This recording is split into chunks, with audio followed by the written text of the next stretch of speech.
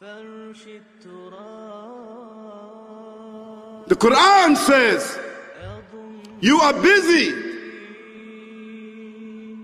piling up, calculating, developing your careers, your money, your occupation, your wealth, until you visit the graves. Think about it. When was the last time that you went to a funeral? Was it your mother? Was it your father? Was it your grandfather? Was it your uncle? Was it your cousin? Was it your friend? Was it your wife? Was it your husband? The last time that you visited the grave, when you went to a funeral and you saw that person whom you loved that was laughing, crying, live, boasting, wealthy, educated, denying, arrogant, whatever they were. What was the demeanor of the people when you walked in that funeral home? When that person was stretched out in their last suit? What was the demeanor? Were the people cracking jokes? Were they dancing? Were they clapping and singing songs? No. Silence. Trauma. Why? Because every person that walked in that room, seeing that person stretched out, the first thing they thought about was not the person. The first thing they thought about was that one day, this will be me.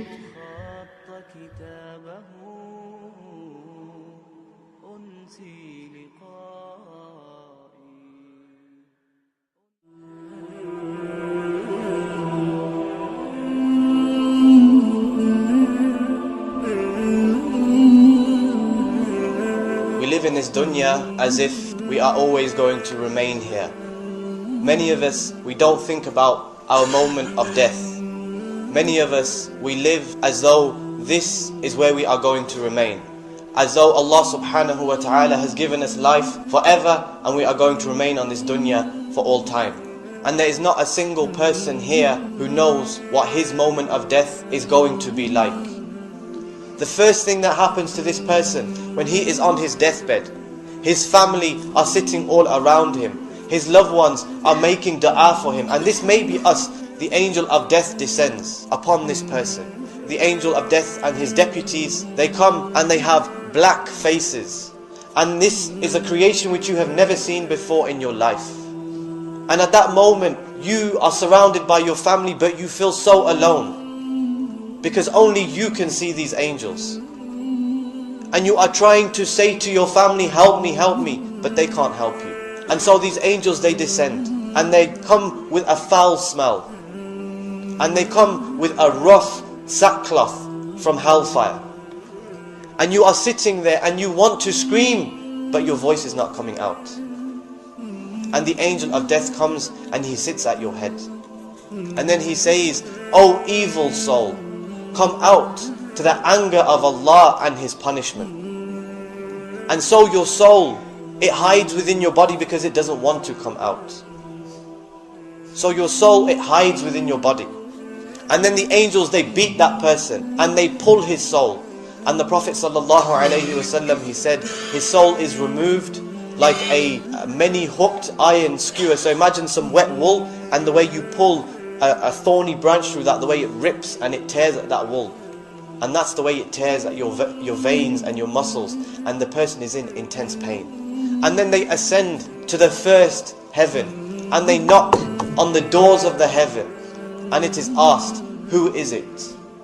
And the angels who are carrying your soul, they call you by the worst names that you were known by on this dunya. And then Allah subhanahu wa ta'ala orders that the angels do not open the doors of that first heaven. And that person's soul is dropped from the first heaven to his grave. And we fast forward now to the people have buried him, and he can hear their footsteps. You're in your grave and you can hear your family's footsteps as they leave you. These people who you turned to in the dunya when you had some distress, when you needed some advice or some help, they bury you and then they leave. And this person, this evil soul, he is screaming, don't leave me. Where are you going? Why are you leaving me alone? And so, the people, they leave.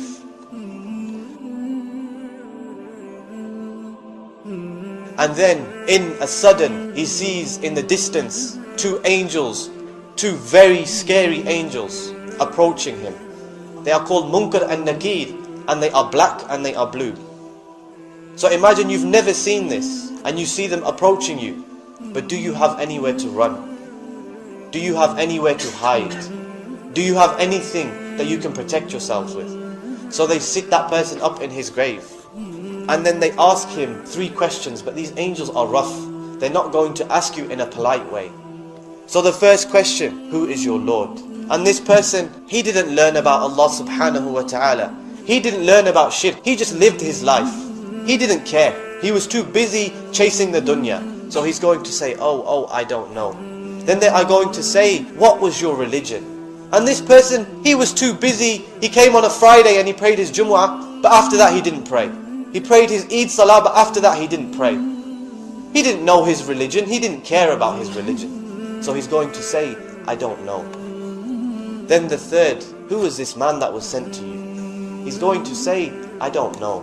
I heard the people, the masjid where I went to, the people used to say such and such, but I can't remember now.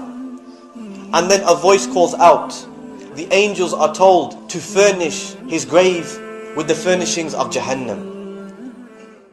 كل نفس ذائقة الموت كل نفس ذائقة الموت ثم إلينا ترجعون والذين آمنوا وعملوا الصالحات لنبوئنهم من الجنة غرفا تجري من تحتها الأنهار خالدين فيها نعم أجر العاملين الذين صبروا وعلى ربهم يتوكلون